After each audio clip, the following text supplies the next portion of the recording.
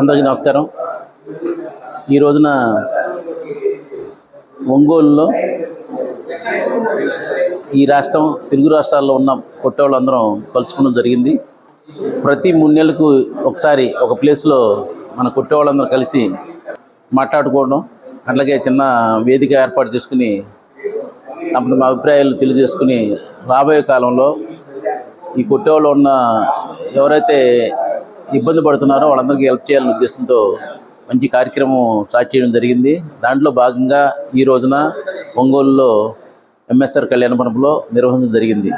అట్లాగే రాష్ట్రంలో ఉన్న కొట్టేవాళ్ళందరూ ఈ ప్రతి మీటింగ్కి వస్తే మేము టైం టేబుల్ అయితే డిక్లేర్ చేసాం. ఆ టైం టేబుల్ ప్రతి 3 నెలలకు ఒకసారి సెకండ్ సాటర్డే సండే ఇప్పుడు ఇక్కడ జరిగింది ఈ రోజున. అట్లాగే రేపు జూన్లో విజయవాడలో జరుగుతుంది, తర్వాత తిరుపతి, తర్వాత 3 నెలలకి రాయలసీమ ఏరియా, తర్వాత హైదరాబాద్. వచ్చే సంవత్సరం మేలో సెకండ్ సాటర్డే హైదరాబాద్ జరుగుతుంది.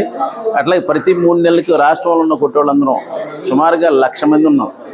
అందరం ఏకతాటిపై రావాలనే ఉద్దేశంతో ఈ 5 ప్లేసులు అందరూ ఒకేసాటికి రావడం వీలు పడదు కనుక 5 ప్లేసులు నిర్ణయించుకుని 5 ప్లేసుల్లో ఈ కార్యక్రమం చేసుకుంటున్నాం.